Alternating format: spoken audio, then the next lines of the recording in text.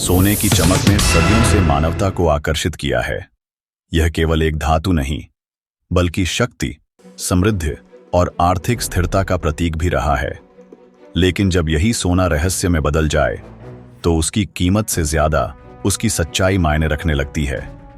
आज हम एक ऐसे रहस्य से पर्दा उठाने जा रहे हैं, जिसने भारत सहित कई देशों को चिंता में डाल दिया है।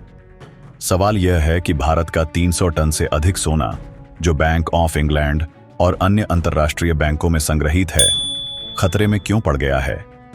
क्या यह वास्तव में भारत के लिए उपलब्ध है या कहीं गुम हो चुका है? भारत का सोना विदेश में क्यों रखा गया? 1991 के आर्थिक संकट के दौरान भारत ने अपने विदेशी भंडार को मजबूत करने के लिए बैंक ऑफ इंग्लैंड में सोना जमा किया था। यह निर्णय देश की आर्थिक स्थिति को स्थिर करने और अंतर्राष्ट्रीय स्तर पर भरोसा बनाए रखने के लिए लिया गया था। लेकिन अब, सालों बाद, इस सोने की वापसी में हो रही देरी ने कई सवाल खड़े कर दिए हैं। हाल ही में अमेरिका में डोनाल्ड ट्रंप के चुनावी अभियान के दौरान यह ऐलान किया गया कि वह कई देशों पर 100% टैरिफ लगाने की योजना बना रहे हैं। इस घोषणा से वैश्विक बाजार में हलचल मच गई और बैंकों से सोना निकालने की मांग अचानक बढ़ गई। भारत ने भी पिछले साल अपने सैकड़ों टन सोने की वापसी की प्रक्रिया शुरू की थी, लेकिन अभी भी इसका एक बड़ा हिस्सा इंग्लैंड में ही पड़ा है। सबसे बड़ी चिंता यह है कि बैंक ऑफ इंग्लैंड की ओर से देरी के कारणों को लेकर पारदर्शिता नहीं बढ़ती जा रही है। पहले जो सोना 2-3 दिन में वापस मिल जाता था, अब उसे लौटाने में महीनों लग रहे हैं। क्या इसका मतलब यह है कि बैंक के पास वास्तव में भारत का सोना मौजूद नहीं है? क्या यह एक बड़ी साजिश है? ये जानने से पहले चैनल को जरूर सब्सक्राइब करें। आपके एक क्लिक से हमारी बहुत हेल्प होती है।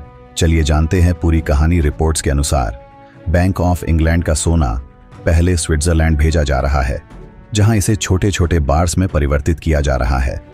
इसके पीछे यह तर्क दिया जा रहा है कि अमेरिका के सख्त नियमों के चलते बड़े आकार की सोने की ईंटों को सीधे स्टोर नहीं किया जा सकता।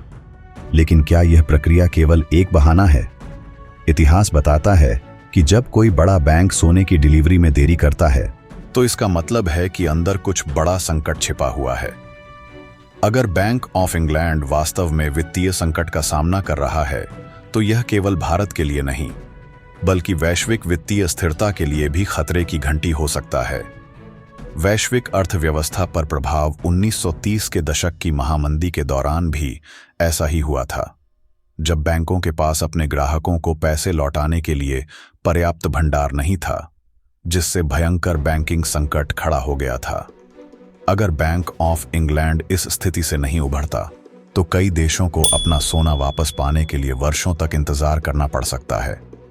इसका सबसे अधिक लाभ उन देशों को मिलेगा जिनके पास पहले से पर्याप्त सोने का भंडार है, जैसे कि चीन और रूस। ये देश पहले ही बड़े पैमाने पर सोने का संचय कर रहे हैं, और अगर इंग्लैंड कमजोर पड़ता है, तो वे अपनी वित्तीय स्थिति को और मजबूत कर सकते हैं।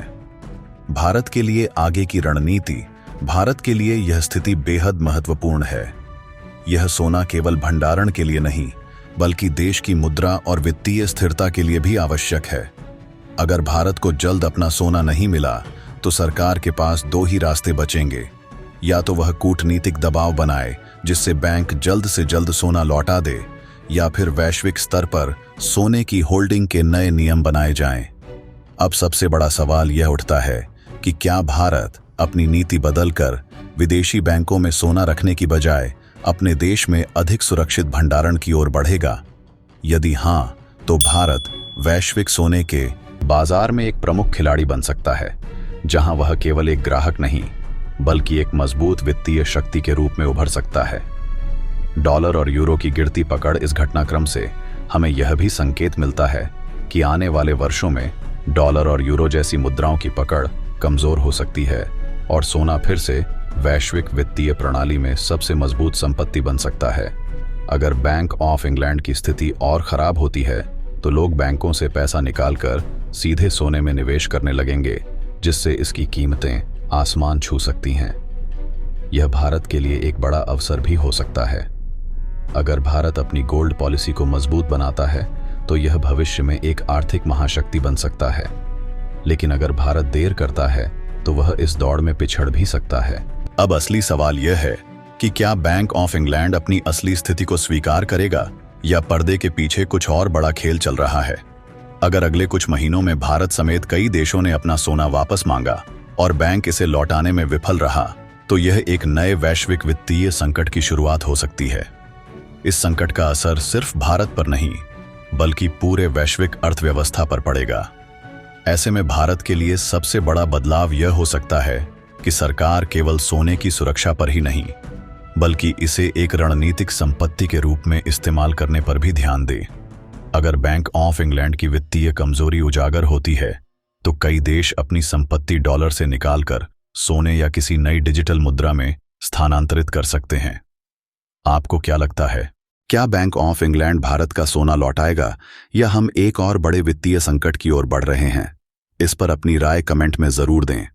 और हाँ, अगर आपको यह जानकारी महत्वपूर्ण लगी तो वीडियो को लाइक और शेयर करना न भूलें। जय हिंद, जय भारत, जय श्री राम।